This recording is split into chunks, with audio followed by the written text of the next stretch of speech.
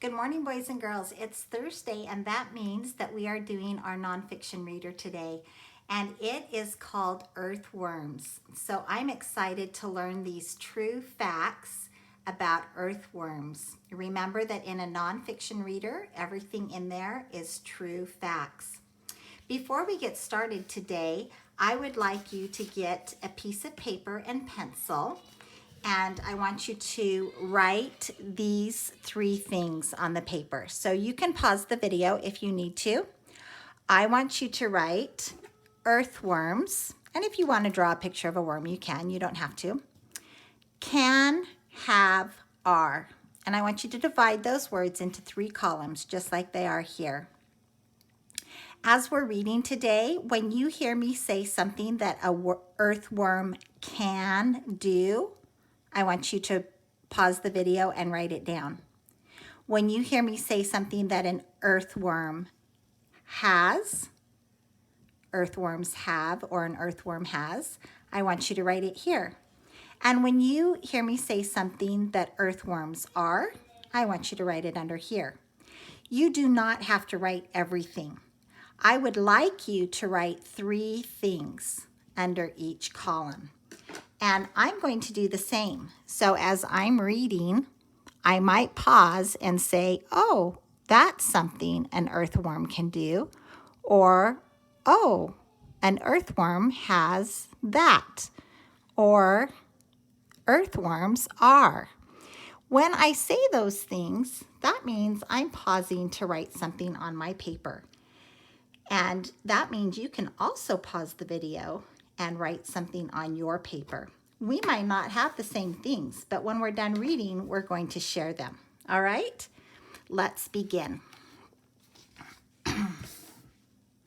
We're going to start with our glossary, which is the last page of the book, but we're going to do it first because we want to know what those words mean before we read them. The first word in our glossary is absorbs. Absorbs means to soak up or drink up a liquid. Think of a sponge. Have you ever gotten a sponge wet? A sponge absorbs liquid or water. Bristles. Bristles are the thin, stiff hairs of an animal. You might think of a porcupine or more like a hedgehog. They have bristles. You might also think about a hairbrush and what that feels like. Those are called bristles. Dehydrate. Dehydrate means to dry out all the water of something.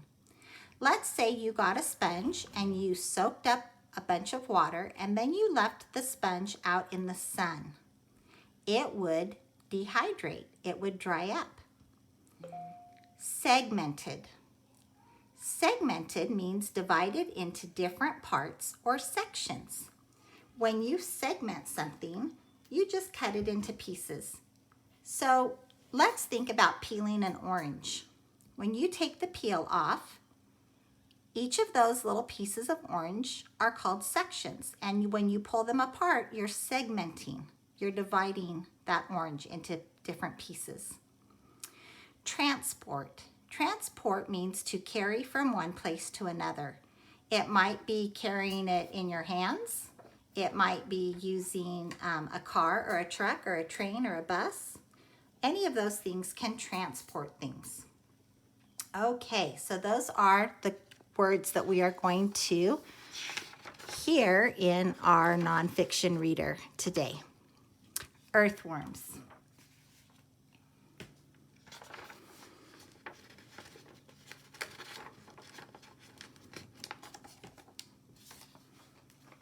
Gross. Do earthworms look gross? Yes, I think most people would agree.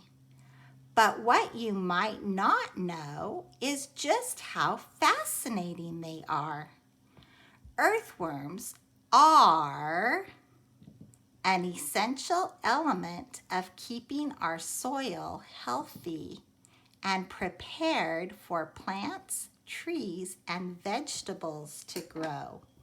So earthworms are essential. And essential means we have to have them. we have to have them to keep our soil healthy. So earthworms are essential for the soil or for healthy soil. Have you ever wondered why some days you see tons of earthworms on the sidewalks and other days you don't see them at all? Have you ever been curious about how earthworms move or whether they have live babies? How do earthworms help our soil? If you keep reading, you will learn the answers to these questions and many more. Well, I want to keep reading because I want to find out the answers to those questions. How about you? Their body. Most earthworms are a reddish-brown color and have long segmented bodies. That's one of our vocabulary words. So earthworms are reddish brown, and they have segmented bodies. So you might want to write that under have. Segmented bodies. I wonder what that means, because segmented means sections. Can you see these little lines on the worm? Almost as if it were a gummy worm and you were going to bite off little sections of it. They have segmented body parts. I wonder why they have that. Let's keep reading. The most fascinating feature of a worm is actually their lack of one. What do I mean by this? Earthworms don't have eyes. So we would not want to write that down, right? Because they don't have eyes. They do have cells on their skin that sense light, and then they move away from the light. So the cells on their skin can sense when it's light or dark. And if it's light, they move away. They want it to be dark. They like it in the dark. If you think about it, eyes wouldn't be particularly useful when you spend the majority of your life in the dark. Just think of other animals like moles that live underground. The eyes they have are very small and weak. The earthworm doesn't have lungs either. Oh my goodness, how does it breathe if it doesn't have lungs? It absorbs air through its skin. This is why their skin is so thin and must be kept moist at all times.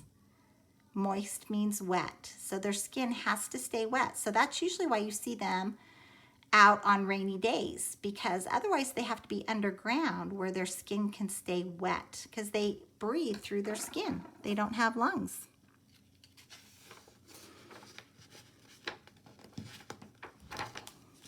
Predators. Do you think that a worm is a predator?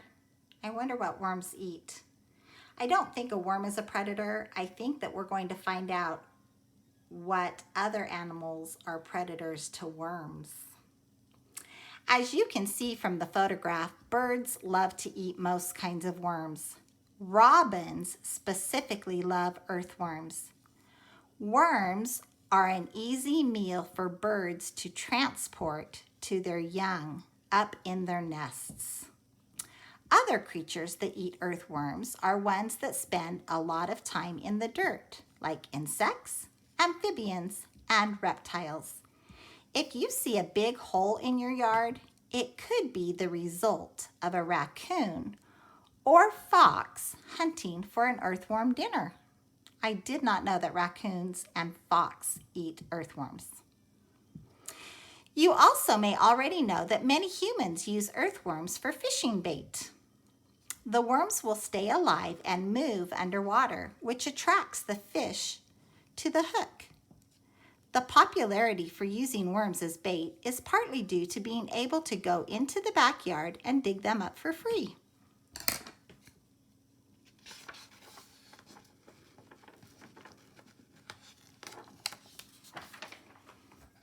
Young. That means young worms. We're going to find out how they are born. If you look closely at this picture, you can see earthworm cocoons holding worm eggs. Did you know that a worm makes a cocoon and that cocoon holds their eggs? At first, cocoons are like a liquid, but they quickly harden. While inside the cocoon, the eggs are protected and receive all the nutrients they need to develop. After 2 to 4 weeks, they will hatch from the cocoon. Earthworms take about 3 to 6 months to mature before they begin producing their own cocoons for young worms. So that is something that earthworms can do. They can produce their own cocoons for their eggs. So I'm going to write that under can. They can produce cocoons. Again, if you need to pause the video while you do your writing, that is perfectly fine. Worms that live near the surface have more baby worms at a time than those that live deep in the soil. If you assume this is because the worms near the surface are more likely to be eaten by predators, then you are correct. They need to have more babies because they get eaten more than the worms that are down deep in the soil. Movement. I'll bet we're going to hear more about what worms can have and are with their movement. Worms do not have legs or arms, so we're not going to write that under have, to help them move through tunnels or on the surface of the dirt. Their bodies are covered in tiny bristles that they use like anchors in the dirt. So you could put that under are. Earthworms are covered with tiny bristles, or you could say earthworms have tiny bristles. Those tiny bristles work like legs. They help them move through the dirt. Worms love damp, but not soaking wet, loose soil. So they don't like it if it's like a flooded puddle. They just like it if it's wet, just a little bit wet, which is damp, okay? This type of dirt is easier for them to move through. Have you ever wondered why you see so many worms after it rains? A common myth is that their tunnels are full of water and they can't breathe. But since worms don't have lungs, being underwater is not harmful for them. They do prefer to come out after it rains because it is the only time that the sun doesn't completely dehydrate them.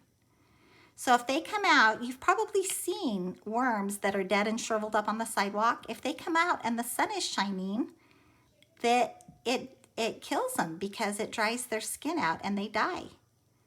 So they don't like to come out when the sun's shining. They like to come out when it's raining. Now, if they come out when it's raining and they don't get back down into the soil before the sun comes out, that's when we see them shriveled up on the sidewalk. Worms prefer to find their mates above ground.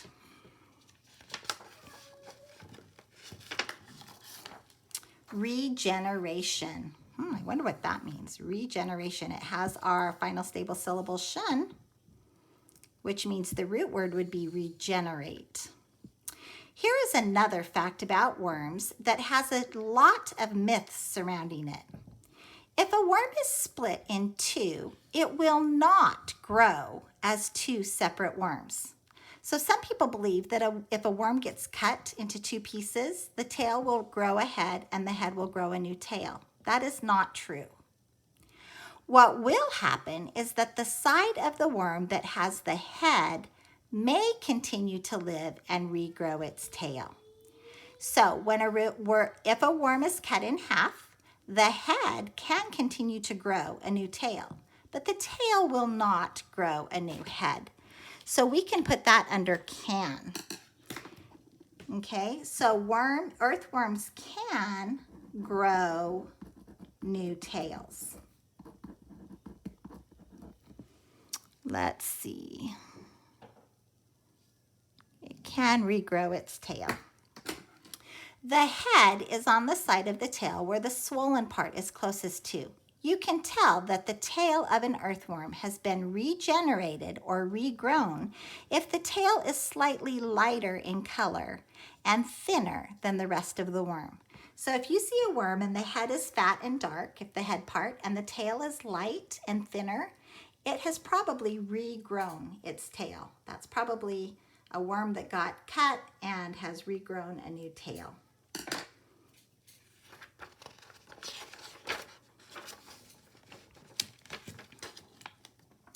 Why you want them.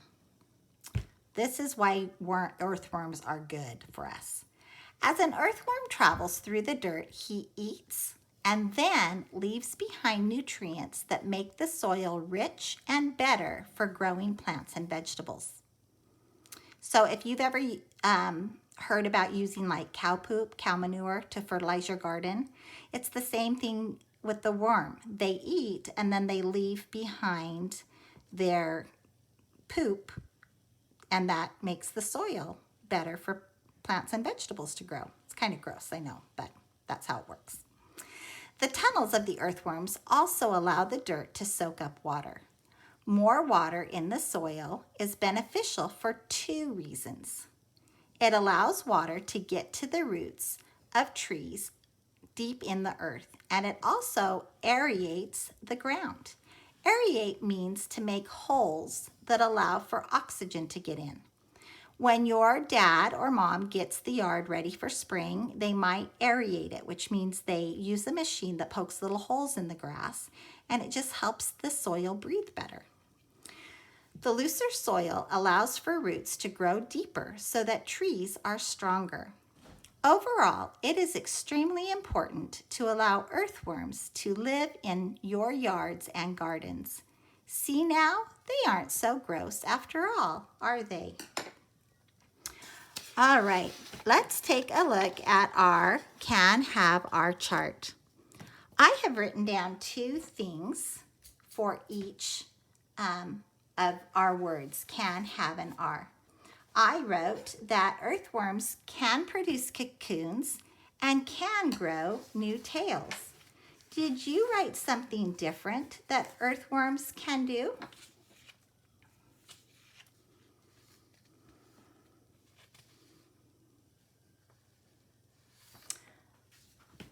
How about earthworms can help our soil? Earthworms have. I wrote earthworms have segmented bodies and tiny bristles. Did you think of something else that earthworms have? Do you remember that earthworms have skin that absorbs air? Because they don't have lungs to breathe through. They have skin that absorbs air. And that's why that skin needs to be moist, because if it's dried out, if it's dehydrated, it won't absorb air. And earthworms are essential for soil, reddish brown. What's something else earthworms are? Do you remember when we talked about the predators? They are definitely not a predator. They are prey. And they are an easy meal for birds. Oops, an easy meal for birds. Why are they so easy? They can't run away. They can't move very fast. Those birds can just pluck them up out of the soil, and there's really not anything those poor little earthworms can do about it. Thanks for joining me for our nonfiction reading today and learning more about what earthworms can, have, and are. See you next time. Bye.